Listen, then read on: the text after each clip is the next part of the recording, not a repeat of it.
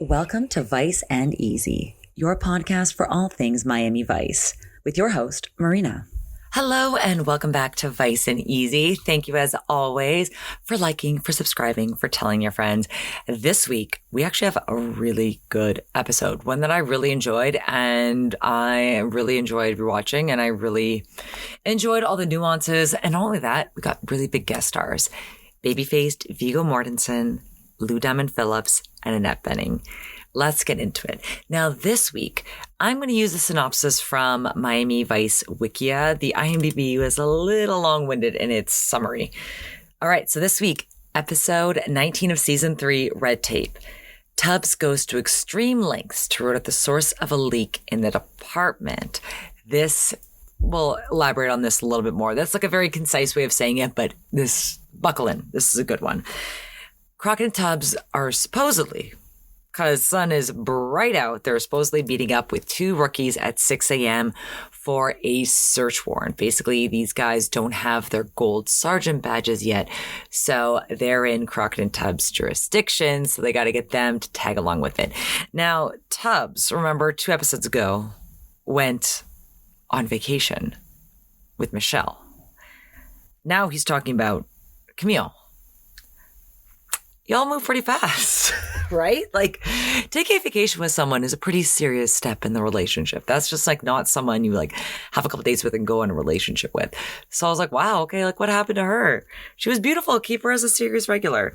Now, this is where we see babyface Lou Diamond Phillips, and we also see Viggo Mortensen. It's just really hard to see, and his lines aren't as pronounced as Lou Diamond Phillips, and he's also on the other side while they're walking. So it's hard to see him, but he's there. He's there. Now, let's get into making fun of the old guard and the new guard. Well, I gotta tell you, they must be changing the standards for gold shields around here. They're giving them to guys that bust guys for stealing ghetto blasters. Ghetto blasters. That is such boomer terminology. Let's continue. Yeah, items described as 3 portable stereos, commonly known as ghetto blasters, valued at $600. Gentlemen, this is embarrassing. Yeah, well, this may look like a nickel and dime bust on paper, but our street sources say that the parole slipping sucker in that apartment witnessed the Dela Cruz shooting. Now, we think you can pin some heavy characters. That's funny that was the most that they had on these guys were counterfeit or electronic. Now, Crockett and Tubbs flip a coin to see who will go upstairs with the rookies, with Bobby and with Eddie. Tubbs gets the wrong side of the coin, so he goes upstairs as Crockett keeps watch outside at the ground floor of the hotel as they go upstairs. Now, it's not the nicest hotel, a little bit run down, but it does have that like beautiful open air foyer that I really like. Now, as they make their way upstairs, they bang on the door, announce themselves, don't hear anything.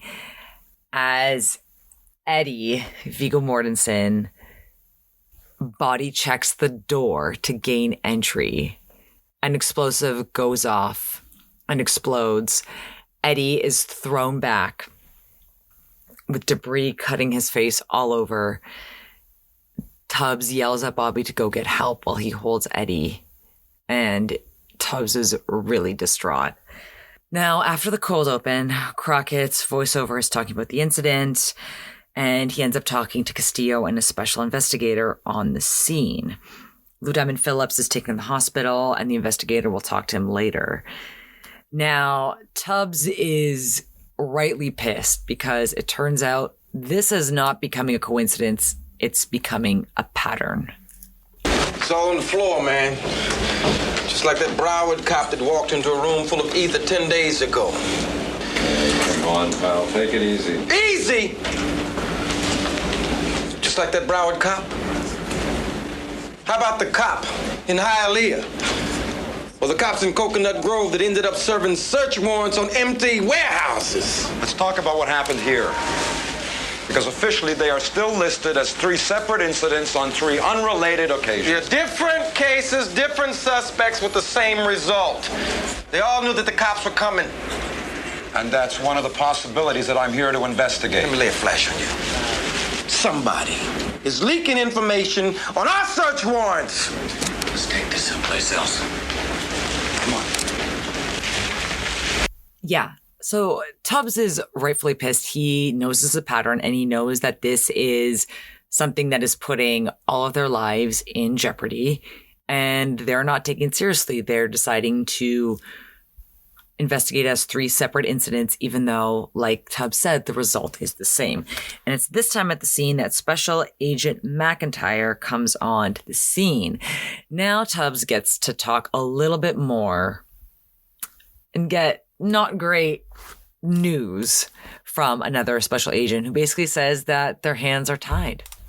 All warrants, except the sealed warrants that come out of the grand jury, are processed through the computer. So anyone who has access to a Justice Department terminal, from a janitor to a judge, can access that information. Yeah, well, then you better get to work, man. 1,200 people work in the Justice Building. Yeah, Tubbs is completely right. You should be looking for a way to reduce the leaks. You should be limited access. If all these people can access search warrants and someone is feeding that information to criminals resulting in deaths, that should be something that should have been looked into the first time this happened.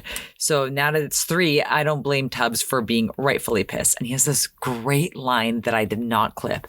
I'm so sorry, where he's talking about how this would never happen in New York and how it would never have gone this far. And he says, quote, "I'd rather be playing the lottery in New York than Russian roulette in Miami. I quit."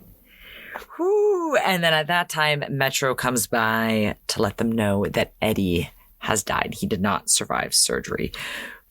Tubbs, understandably, is pissed. He is at the end of his rope. Now, he wants the money from the credit union. So he goes down to the credit union with blood from Eddie still on his shirt, and he is not happy that the cashier will not let him access his money. Because he has a loan out, he has to speak with a loan officer before he can take the money out, which actually that does sound 100% right. I don't blame her for that at all. You can't just, if you have an agreement for a loan and it's not all paid back, you can't just take it all. And I understand that he wants the money that's owed to him that was going to come through pensions or what have you. But he's definitely unhinged. And to be fair, I would have called security the first time that a guy with a bloody shirt came in demanding his money. I don't know why she let it get this far. And I cannot pinpoint this actress. She looks very familiar and she's giving off big, "There's nothing here for you, please leave," snobby saleswoman number 2 and Pretty Woman vibes. Which I wouldn't have to grow old telling you if you'd read the forms posted in the display case. Dig, I am leaving this job, I am leaving this town, and I don't have time for standard procedure. And I don't have time for your life story. Read the procedure. Next. Okay, so the display case is there just purely for plot development, which we'll get to in exactly 1 minute.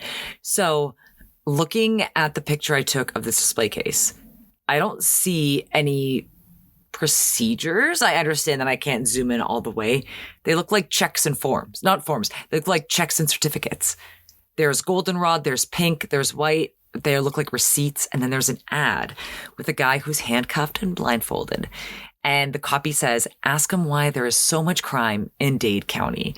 This is before Tubbs picks up the stool and smashes the display case. And he is getting his point across.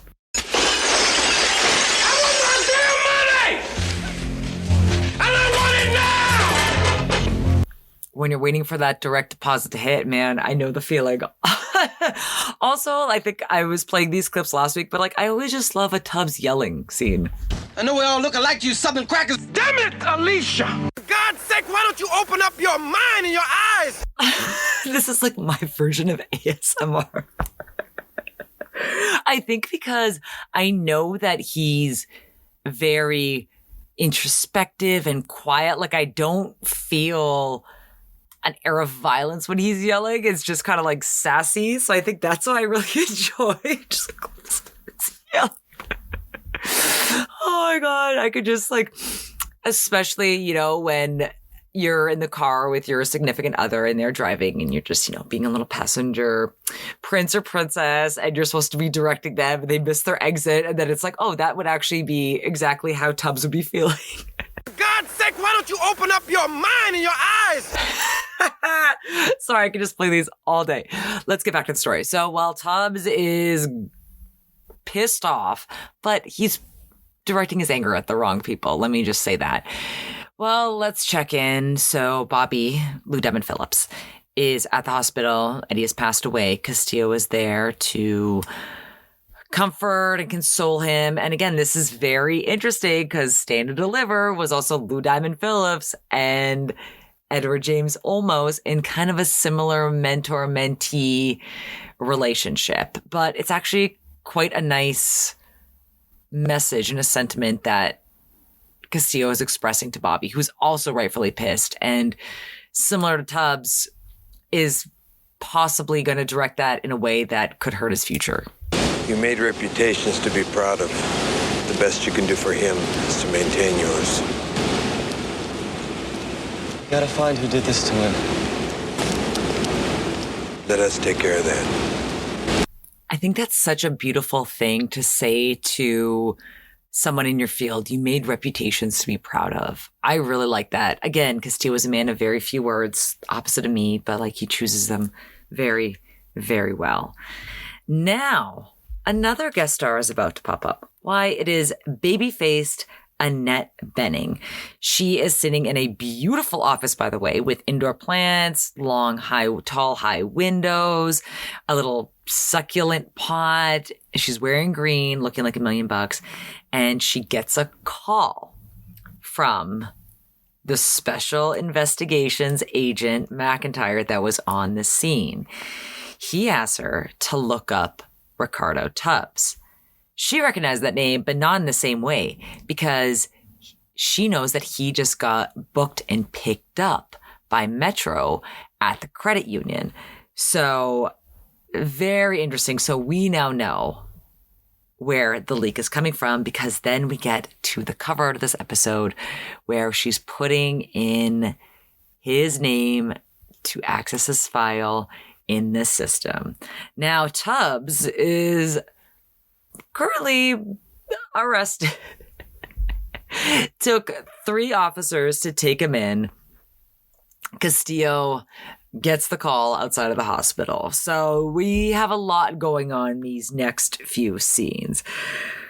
Now, Castillo doesn't actually go to see him directly. He sends Crockett over to talk to Tubbs. And it doesn't seem like Crockett is making any leeway with trying to change Tubbs's mind.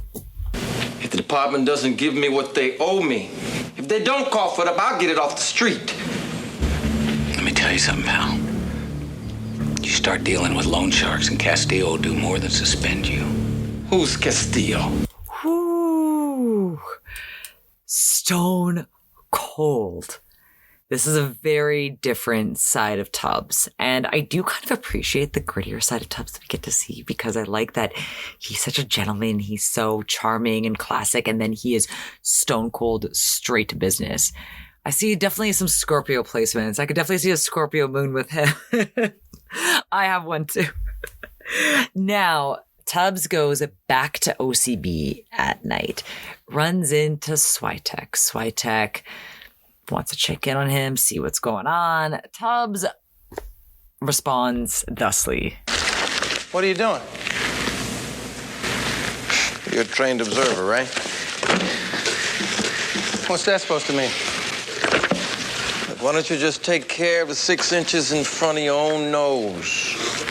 Don't be mean to Switek.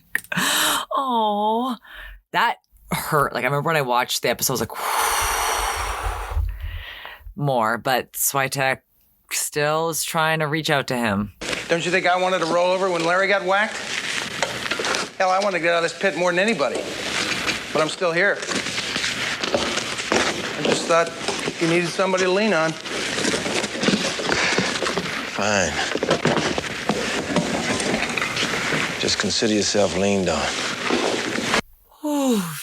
Damn, that really hurt, because don't make fun of Switek, and he's already less attractive. He doesn't have the cool stuff that you guys do. He doesn't get as many scenes, as many lines, and now he's just getting like completely dismissed. So I do feel really bad for Switek in this scene. And I made a gif of Tubbs basically just walks out the door And it's, what's that word? Oh my God, I just used it. Swinging. Oh my God, thank you. The door you just like see swinging back and forth as Switek looks up to say one last thing to Tubbs, and he's already out the door. Door is swinging. That is the word. No, there has to be there's another. I will look this up. I'm so sorry. Let's get back to the episode. So Tubbs goes to a bar. He's talking to the bartender, who is wearing a very comical green shoulder padded jacket. Now Tubbs is looking for some green. And the bartender rightly does not want to have anything to do with it because it sounds like a setup. Rico, everybody is going to think you're trying to set him up. Kevin, that's why I need your help. Look, man, if you can just put the word out, then I'll have a better chance. Tell them that I'll give back double their juice. They can have it at the end of the month. Hello, I got an ex-cop who wants to borrow. No, I'm not on medication. Jeez. However, the bartender goes to make the call, and it's right at this time, very opportune time, right? Wouldn't you think? That McIntyre, yes, remember McIntyre, he comes down to the bar and sits next to Tubbs, starts kind of soft selling him on a way to make a little bit more extra money, get his retirement. Now the bartender comes back, tells Rico that the line is busy. With that, Rico leaves the bar, where I do want to point out a few things. There's a beautiful blue silk dress that I really loved. Unfortunately, the lighting is so dark, you can't really see it. Then you have a woman in a brown jumpsuit dancing, and it is pretty funny. You could just tell like they've been probably filming this scene like over and over again. But it's just the camera just pans to her perfectly. You could just see it all. Now, as Tubbs leaves the club, McIntyre follows him. And again, you have to look at the decor outside this club where you have all the neon symbols. It looks so beautiful. However, Tubbs is incredibly suspicious, grabs him, holds him at gunpoint, and wants to know what's what. Nobody's playing. What were you talking about in there? What were you talking about? About retiring in 4 months with 6 figures in the bank, okay? Are you wired? I'm not wired. Look, if you're not interested, fine, okay? I'll leave right now. You'll never see me again. How do I know I can trust you? How can I trust you, huh? Then McIntyre, after a while continues on his spiel, suggests that Tubbs could bring his partner in on it. Tubbs shuts that down immediately. So from here on out, Crockett would not be involved. It would just be Tubbs and McIntyre. Now we're back at OCB with a big meeting between Vice and the Special Investigators and Special Investigations Unit. Trudy and Switek both bring up great points. Trudy also looks like $1 million. Like there's maybe 20 people in this meeting and I'm only focused on Trudy in this like bright royal blue, almost indigo outfit. And yeah, this is Switek's very important point. I realize it's supposed to be business as usual, but are there any special precautions being taken so the county doesn't run out of body bags? Now, what does Special Investigations have to offer? Well, they're putting people on overnight shifts, which means that they can talk to the bomb squad 24 hours a day. Okay, that's great. Then Gina asks what Tubbs' official status is. Castillo says that he is currently suspended pending dismissal. They have brought in another officer who will be identified through Tubbs' badge. So in the meantime, Crockett will be working with this new officer. Trudy kind of says what they're all thinking in this next clip. That's nice, huh? Bomb squad gets a little OT and we're walking into booby traps every other warrant. Detective, do you have a comment? No, sir. This is where I would expect Castillo to stand up a little bit more for his team and demand a little bit more from Special Investigations and from the entire jurisdiction. I don't know why they're not taking this more seriously and just putting extra bomb squads But they're not providing, they're just providing like a false sense of security. So I don't know why Castillo wasn't standing up. However, McIntyre is going to go meet with a very well-dressed criminal on a boat.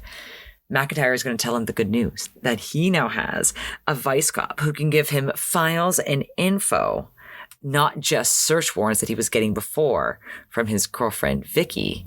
Now, speaking of Vicky, how does she feel about this? Is it only now that she's getting a conscience? I thought the one in Broward was a mistake, but I don't think so anymore. I have no control over these people. The way they do things. I'm not blaming you. They're not Boy Scouts. They're very serious people. But I can't go on like this forever. How would you rather go on living? Would you rather me go out there for some $400 a week? Getting pension in 20 years for some sorry 60%? Or maybe you'd rather see me get buried with a flag on my chest. Is that what you want? I thought you wanted to make it. I do, but there's gotta be another way. Then you give it to me. Tell me what to do, because waiting 25 years for a gold watch is not gonna make it. If you want something in this life, you gotta take it. Nobody gives you nothing. I know that. Nothing's for free. Yes, the worst person you know just made a valid point in that nothing is for free, that if you want something, you have to take it. However, I would hope that they'd have more of a conscience than he does. And the fact is this is like Scotty Wheeler on crack. Like this whole plot of where Scotty Wheeler didn't feel as bad because he was just selling information. And that's when Crockett just snaps at him like, information. Well, what do you think information leads to? So at least he's more honest about being a scumbag and selling out his fellow officers and sending them to death. I guess what he's expecting is that he will get out soon, but like, when is enough? That's the problem, is that you keep moving the goalposts when you have goals like this. And she doesn't really have a retort on how to do this ethically. And she knows she's in on it, and now she's too deep, and she seems like she's gonna stick around and that she's gonna make it. But this is also a great point that he makes in this next clip. Who knows how many times that Tubbs guy could have bought it working undercover. Then he asks his people for help, and what do? They suspend him. That's not right. This is kind of true. It's not right. And I understand that that's just standard procedure, but like the fact that Tubbs is calling out a huge security risk and they end up suspending him because of his actions. I understand that. But like, that's the thing, is this guy is making sentient, valid points just of such an evil, two-faced, murderous business enterprise. Like, he's doing this and he's putting people he knows in harm's way, and he's not just doing this passively, he's doing this actively. He went to Tubbs in the bar to sell this shtick once he found out that Tubbs was suspended, because he knew he had an in. So you see someone going through mental health problems who is insecure, financially insecure, and this is how you prey on them. So this is a very well-written character, that you have someone who displays such evil and then also displays really logical, valid points, right? Now, just as we talked about this, Tubbs hands a manila envelope over to McIntyre, and McIntyre tells them that it's not enough and that he made a deal that they can get the money in one shot. Oh man, again, see, moving the goalpost. Oh, well, speaking of more files, now Tubbs is going back to OCB, getting files when he runs into Lou Diamond Phillips. Sorry, Bobby, I'm just going to keep calling him. All my notes say LDP, like I don't even remember his character's name. He's really flippant about seeing Bobby there, and this is pretty tough because we see Lou Diamond Phillips working. He's trying to find out more about how to catch and prosecute the guys that are responsible for Eddie's death. And then he sees Tubbs looking through files, knowing that he's been suspended. And it's kind of a terse conversation, this next clip. How you handling that? I don't know. I guess it's put me through some changes. Yeah, that's understandable. I hear you're going through some changes, too. Well, nothing I can't handle. You really gonna bag it? Yeah, not a day too soon. What you got there? It's a case file.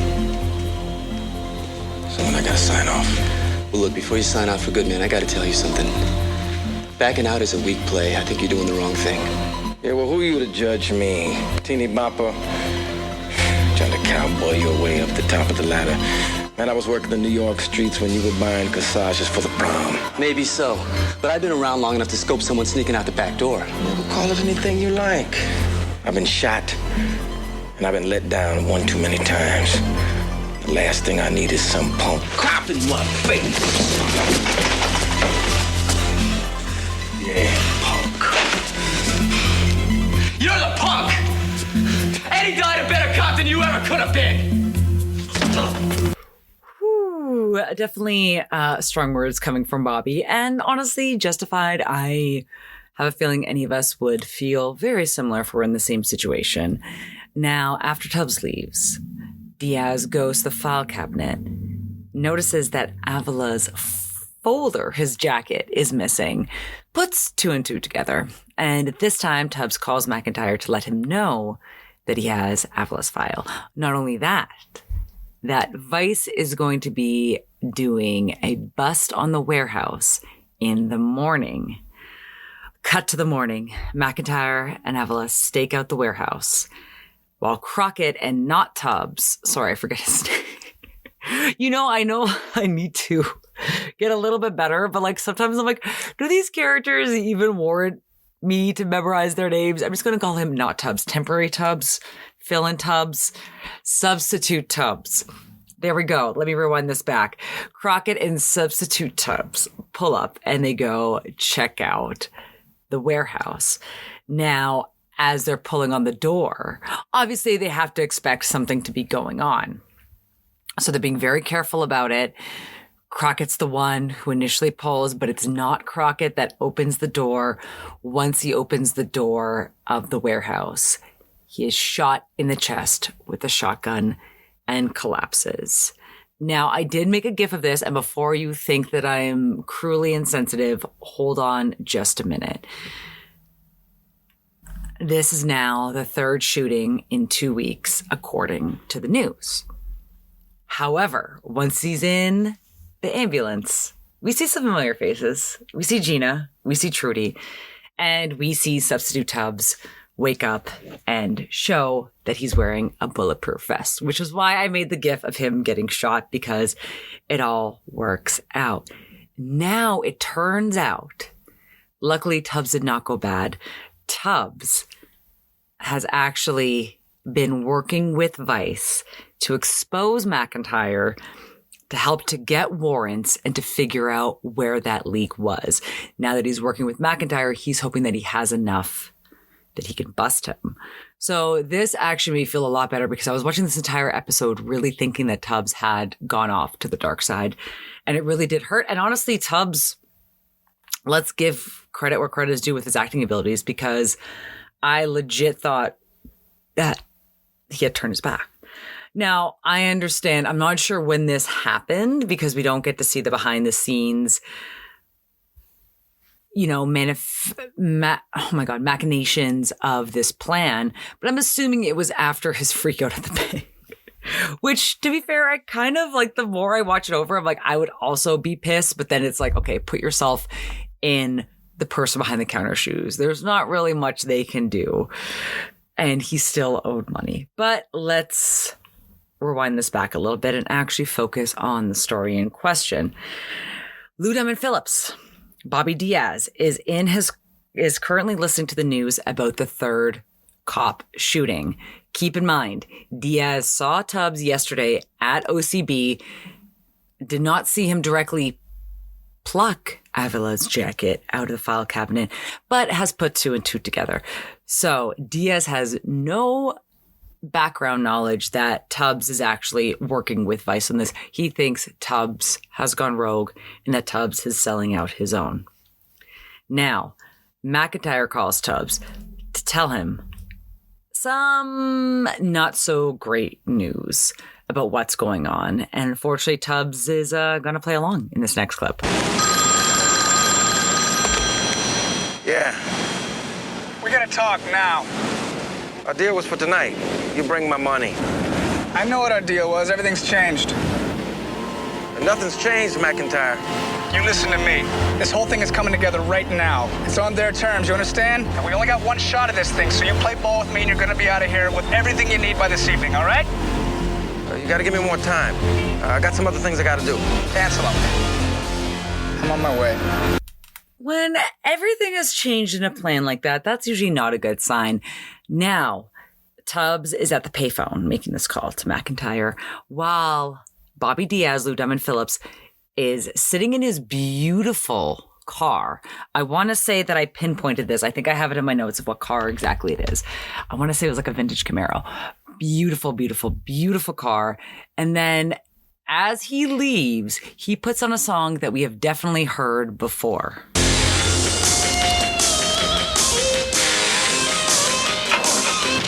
Now, the reason I want to point out this song is because it's the same fake Pat Benatar Heartbreaker song from Heart of Darkness, where Tubbs went undercover, wore a wire. This was the song that was emanating and playing out of his wire and almost got him killed. So I just thought it was a very interesting choice to have this song play again. And again, it might not have been like a active decision. It could have just been like, hey, we just need a fake song that's playing on the radio. But I thought that was very interesting because, again, Diaz doesn't know that Tubbs is actually on the good side. Whew. Let's go back to OCB where they're discussing on how to get the specific tips and how to pinpoint McIntyre's source. They know McIntyre is dirty, but how do they get the specific source? Now, unfortunately, we are at a little bit of an impasse here. Again, the plan has been changed. Never a good idea when you're dealing with criminals. Now, Tubbs is on line 2 on the phone. Also, I just love like the first line that Castillo says, so keep an eye out for that. And they're talking with the assistant state attorney about how to proceed. And it looks complicated. You're on the speakerphone. In the room with me is Assistant State Attorney Kaplan. He brought some information. McIntyre moved to meet up. He's on his way here right now. Listen, they had to release the warrant last night. There might be a possibility that he knows. Do you think you've been made? I don't think so. Seems like he wanted to talk more business. Tried to put him off, but I thought he might get suspicious.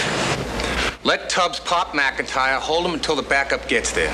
Look, if I pop him, his leak is going to dive so deep that we'll never find him. So we'll let McIntyre make a deal. It's the best we got. Forget it. What kind of deal did those dead cops get? No deals. That's what this thing is all about. Lieutenant, even if McIntyre hasn't heard from his source yet, and Tubbs is with him when he finds out, Tubbs is gone, Lieutenant. Gone.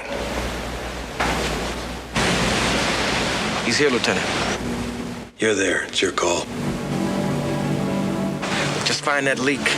Ooh, so there is a lot going on. Crockett has been sent to check up on Tubbs before he meets with McIntyre. However, when Crockett gets to Tubbs, it's too late. Tubbs is gone from the payphone meeting place. Now, Annette Bening, our little rat, our little snitch, is going through the database and sees McIntyre's arrest warrant. At this time, Tubbs is traveling in the car with McIntyre and Avila. McIntyre gets the call from his source, his lady. Tubbs has been made again while he is in the car. So that's why I think I wrote down the Heart of Darkness note. I was like, wait, I've definitely seen this before. Whew, not a predicament any of us would ever want to be in while in a car. Whew. So there is a picture that I put onto the gallery of Tubbs being held at gunpoint in the car by Avila while McIntyre is driving. McIntyre wants Avila to handle this. Now, Switek has been able to listen in to McIntyre's car tap. However, at this time, the rest of the Vice crew is at Annette Bening's office at the Department of Justice. Switek, unfortunately, has lost his tap on McIntyre's car after Tubbs has been made. Whew. Annette Bening, however, a snitch and however duplicitous and, I forget the word where you are indirectly responsible for a crime, but it would be a lot cooler if I could say that in the full sentence. But no, I can only think of the description of the word. But however she may be, she is no dummy in this next scene. Look, I know my lieutenant's not going to give you a deal up front, but I know if you do anything that could be helpful. I just want my lawyer. She just wants her lawyer. So this is not the person that I want to be agreeing with, but yes, always talk to a lawyer. Don't talk to any law enforcement official without having your lawyer present. It's not the person I want to agree with, but she is not wrong. Now, this is all going down at the marina where Tubbs is being transported with McIntyre and Avila at gunpoint at this time, since he has been made as giving McIntyre up to the authorities. Whew, so this is a lot going on. First, we have this song, which is Closer to Heaven by the Alan Parsons Project. Doesn't really fit right now, but it will at the end. Silently calling, no one is there. Oh, bird that is flying so high and so free. Now I've realized as I play the clip of the song for you, there is going to be a lot of the song throughout the next 5 clips. I did make a lot of dialogue clips this episode. Now, again, Lieutenant Phillips, Bobby Diaz, has been keeping a close eye on Tubbs. For everything that he has seen, he has pieced together that Tubbs is the one leaking warrants and info that are getting other cops killed. While we know in our hearts it's not true, Bobby Diaz does not. And he calls Crockett with the information. Crockett, this is Diaz. I found the leak. Where are you? About a mile past Kenville Coastal. It's Tubbs and McIntyre, man. Come and get the bodies. Diaz, what? So, obviously, after getting that call, Crockett is calling in backup. He's racing towards the marina to try to stop this because he knows that Bobby does not know that Tubbs is actually working with Vice to get the leak, not that Tubbs is the leak. So now Crockett is racing towards the marina, freaking out that Tubbs is either going to be killed by McIntyre or Bobby Diaz after he's been made, and after Diaz thinks that he's a dirty cop who is selling information that is getting other cops killed. So this is just a lot of emotion, running. Now, as Crockett pulls up, Lou Diamond Phillips has one last thing to say to Tubbs before he opens fire. You pig! Sometimes I do forget that this is network television in the 1980s. I'm like, I would have picked much stronger words if I had thought what Diaz was thinking at this time. Now, unfortunately, as Diaz is shooting at Tubbs and at one of Avila's goons, McIntyre shoots Diaz just as the sirens are blaring and right as the police boat pulls up. And at this time, McIntyre is surrounded. Who are you kidding? Yeah, that's McIntyre's response when Crockett is trying to reason with him and trying to get him to put down the gun that he's now pointing at his own chest. This is the coward's way out. And he is not going to go out another way. And unfortunately for Crockett, now this is suicide done right in front of Crockett. I don't even know. I think I lost count at like 5 or 6. But unfortunately, this is how it goes. And a little bit of justice for those who have died at McIntyre's hands, but not really. Not really. It is the coward's way out. But however, at the end of the day, Diaz unfortunately, is dead as well. And this is the real sad one because all he wanted to do was avenge his partner. And they couldn't let him know that Tubbs was really working to avenge Eddie. Oh, this one's really tough. This one's really tough. Man, I just can't get used to cops selling each other out. You gotta try and think of it as just another assignment, because in the end, that's all it is. The world keeps turning. Yeah, maybe. Sometimes I don't know what kind of world I'm protecting anymore. Try and remember, we won this round. Perhaps. Oh, man. And as they wheel Bobby's body with the sheet covering his face, Tubbs gets to do a very sweet thing and puts the gold badge on Bobby's body. Because remember, they were so close. Him and Eddie were so close to getting their badges. That's a really emotional scene. And Tubbs puts it really eloquently in the final scene of this episode. You know the worst part of it? Bobby died thinking I sold him and Eddie out.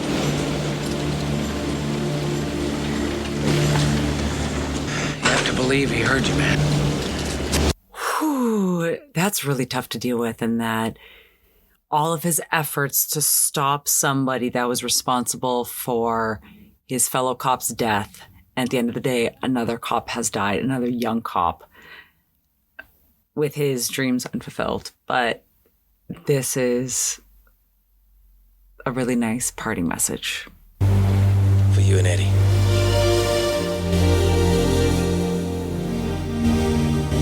And that's the end of the episode. And the last freeze frame is just Tubbs looking really pensively off to the side. And whew, that was actually a tough episode, but I thought it was really well done. Even having to watch it multiple times and knowing what the twist was, I was still very intrigued. And yeah, great acting, great cameos, great celebrities.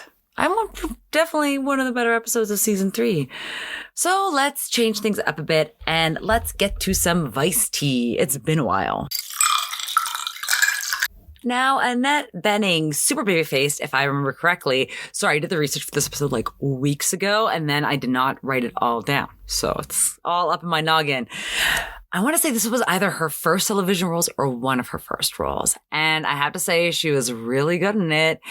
And they didn't really give her a lot to go off of, but she was able to make the character both likable and very unlikable. Now, you will all know her. Yes, she is an esteemed actress, but she is much more famous for who she is married to. She is the woman that famously took Warren Beatty off the singles route. Now, I have included some very fun slideshows, pictures of just how insanely handsome Warren Beatty was when he was young. Like, obviously I've known it. You know, I actually need to go watch I've had Shampoo on my list for like 5 years and I need to watch it. So basically I believe it's the true story of John Peters, aka the famous producer, Pamela Anderson's kind of ex-husband, super legendary, produced Superman, all that he was a hairstylist starting out. And that's how he was able to meet so many women, wink, wink, in the biblical sense, because he was able to cultivate this trusting, caring relationship with them. And, you know, not too many of us are used to straight male hairstylists. So he was very much able to parlay that into being a ladies' man. And I do wonder if that later would come back to bite him in the ass professionally, since I'm sure he slept with a lot of wives of famous men that he might have been trying to produce or trying to buy a movie from. So John Peters is quite a character. And so is Warren Beatty. I remember him also for dating Madonna. I say it's like I remember him. Like I was maybe 2 years old when they were dating. So I do remember that was a big thing because he was in the Truth or Dare film. Right? Like, I think Madonna was his last famous girlfriend before Annette Bening. And kind of that lore of the ladies' man who doesn't want to settle down, and then all of a sudden he meets this woman and he does. And I want to say that there's a lot about this, and I don't really know what to say. A lot of women are like, when men just want to get married, they want to get married. And I think it's a lot of different factors. And I think that goes for everybody. It's not just men. Of just when you want to settle down, you want to settle down. And then people have described it as kind of like a taxi cab. Like, once their light is on and they meet the right fare, it's time to go. But you could be driving with that light off and still dating people, but you're not ready to take that next step. And maybe you're just waiting for a promotion. Maybe you're waiting for enough money. There's always some kind of thing that you're waiting for. And if you don't want to get married and nothing is going to change your mind on that, I don't think it's a person thing, but it could be. I don't know. I'm not married, so I'm not sure. But there is a lot of discourse about when someone is ready to settle down, and that they always point to George Clooney, Warren Beatty as an example of like, he just met the right woman, but like maybe it was kind of like a culmination of things. But I don't think it's on us to feel insecure. If someone doesn't want to get married to us, then just move along. There is plenty of fish out there. Don't be waiting around. Don't be trying to justify it, or don't be trying to find reasons why it's not happening. But also, if you're not going after partners who want to settle down, you cannot make someone change their mind. So I don't know where I was going with that, but please look at the slideshow and see pictures of beautiful Warren Beatty in his prime. And I think he said that he never really considered acting. Like, with a face like that, yes, he was a star football player, but like, you had to have at least thought of modeling. Like, you don't just look like that in middle America and you're like, this is it. I'm just gonna do whatever I want. Like, no, you are meant to get out there and to model. He's so beautiful. Now, Lou Diamond Phillips. So I knew his first gossip story. I'm sure you all do. He was married to a woman named Julie Cypher. Julie Cypher famously left him for Melissa Etheridge, then went on to have children fathered by David Crosby to raise with Melissa Etheridge. Now, the reason I've included some articles is that Julie Cypher, after her relationship that yielded children with Melissa Etheridge and went on for many, many, many years, has claimed she does not identify as a lesbian, which, to be fair, is her right. But I also don't. This is tough because you never know. You can't really dictate how somebody identifies. But I also would be a little offended if someone that I was in a relationship with that yielded children is like, no, that was just a blip in the radar. And I think it would kind of be a disservice to Melissa Etheridge. But I also have heard that Melissa Etheridge is not the nicest partner. She was also married to the woman that I loved from Popular. I just totally forgot her name. She was Mary Cherry in Popular. Her mom was Delta Burke. And I love that show so much. And it's impossible to find streaming. It was one of Ryan Murphy's, I want to say either his first show or one of his first shows. It predates Nip Tuck. That's how old it is. But I have heard different things about Melissa Etheridge. But all in all, I can't really. I am only reading this from gossip, and you're only reading this about people that they have broken up with. So you can't really judge somebody when you're only hearing one side of the story. But yeah, this was a huge scandal in the 90s for Lou Diamond Phillips' wife to publicly leave him for Melissa Etheridge. And apparently she had never identified, or she had never given any reason to think that she was open to that part of her sexuality before, according to Lou Diamond Phillips. So it was a huge shock for him. And I remember he did get made fun of a lot in the press, which is really ultimately not fair. Now, unfortunately, Lou Diamond Phillips also had some negative press where he did have some legal issues with domestic violence. And I was like, I love Lou Diamond Phillips. I don't have to report on this, but obviously I do. I have to provide you with all the gossip I can. So you can always find those in the links, either in the episode description or below the YouTube if you want to read further. More so, I just want you to look at pictures of Warren Beatty when he was young. Now, let's break down the fashion of this episode. Now, there were a lot of looks in this episode, so this is quite hard for me to really pinpoint, but let's start with the ladies. Resting bitch face. Obviously, I just wanted to give something to Annette Bening, and just that picture of her smoking the cigarette. I really wanted that to be the cover of the episode, but I was like, how can I not put Lou Diamond Phillips and Edward James Olmos, who start together in Stand and Deliver? How can I not put them together on the cover art? So obviously, I could not do that. So I just wanted to give her some kind of a heads up. Now, best dressed woman, I got Trudy in this all blue outfit with huge silver earrings at OCB. Everybody is somber. We have Substitute Tubbs looking like a snack in the back, also in a blue top, while they're all meeting, talking about what has been going on. This is after Tubbs has been suspended. Trudy is just able to brighten up that whole scene. Now, the best dressed woman runner-up is the woman at the bar in the silver sequin tank top. And I don't even know how that top is being held up because it doesn't look like it's providing her that much coverage. And she looks like she has some substantial chest on her. But maybe they're putting tape. But that might be a little ouchy. I hope there's a lining underneath that top. Now, I am going to say I did give an honorary mention to Substitute Crockett and Crockett. Oh my God. Substitute Tubbs and Crockett for both wearing green at the warehouse scene. And I'm definitely going to vote for my best decor exterior. Has to go to the glass block with a sparkly design on top of it with a black plastic sign with neon lights. I can't even describe this. Go look at the gallery because this is definitely my decor.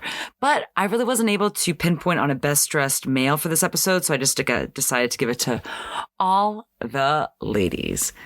Now, music for this episode. Nothing that really I knew super well. Surprisingly, not a huge Alan Parsons Project aficionado here. I never really knew too much about them. I just know what their name was, that's basically what I knew. But opening up, we have Best Adventures by Thinkman. Then we have Money Talks by the Alan Parsons Project. The last one, the cheesier one, was Closer to Heaven by the Alan Parsons Projects. I'm going to give that to Money Talks just because it did kind of fit in with the scene where we have Tubbs looking like he's going dirty and rogue, going after the money. And this is when he pulls the gun on McIntyre in the bar. So that's kind of like one of the most active, high energy scenes of the episode. So I'm going to give it to Money Talks by the Alan Parsons Project. Now, it was funny. The guy who plays McIntyre, I was like, he looks very familiar, but not that familiar. I was like, just very much like big character actor energy. And his name is Scott Plank. And then one of his other big roles was in Melrose Place. I was like, yes. Yes, he does have like that good kind of like nighttime soap opera face. And of course, Viggo Mortensen, babyface. I thought there'd be a lot more gossip on Viggo Mortensen. But I guess he's just staying handsome and humble. But overall, a great episode. We have a little reunion of Edward James Olmos and Lou Diamond Phillips in Stand and Deliver. If you have not seen that, it's actually based on a real life high school here in Los Angeles in Highland Park. Now, obviously, there are like a little bit of plays with the truth here in the story, but it actually is a very good movie. And again, it's very important for like that 90s Chicano Los Angeles culture. I still have not seen La Familia or The Family. That definitely I want to see because that is Isai Morales, that is Jimmy Smits and Edward James Olmos. The other one that is on my list that I don't know if I want to see is American Me, because I've read a lot of negative things about Edward James Olmos and the making of that movie. I don't really want to say it here. Not that I'm worried about being sued or anything, but just Google it. Google it. Yeah, with a lot of things about Edward James Olmos. Just Google it. Maybe I'll have a Patreon just for like extra juicy Vice tea as I'm wrapping up season 5, just for these kind of things, so I can at least like release them. And having a paywall kind of like just makes things a little bit more laid back. I don't have to freak out as much. Thank you. This episode was quite lengthy. I do apologize because a lot of it is just me rambling. If you cannot tell, I'm a little bit jet lagged, so my mental energy is low, but my physical energy is high, and it's not really providing the results that I want. But I want to thank you all for listening and for supporting Vice and Easy. Again, thank you so much for supporting me after my European break in August. I do feel much more rejuvenated and much more positive coming back to record, and I hope to have some more fun plans, episodes, gossip, all that planned for y'all. Again, feel free to like, subscribe, leave a review on Apple Podcasts. Make sure it's 5 stars, though, please. It helps other people discover the show. Don't forget, you can always subscribe on YouTube and the podcast platform of your choice. And you can see all the pictures from each and every episode that I include and that I refer to on the podcast at my Imager account, Vice and Easy Podcast. And there is a typo in that one, so it's best to go to my link tree. Follow me on Instagram and TikTok. I will be trying to be more active on TikTok in the future. Thank you as always, and I'll see you next week. Hey man, Miami Wise is #1 new show.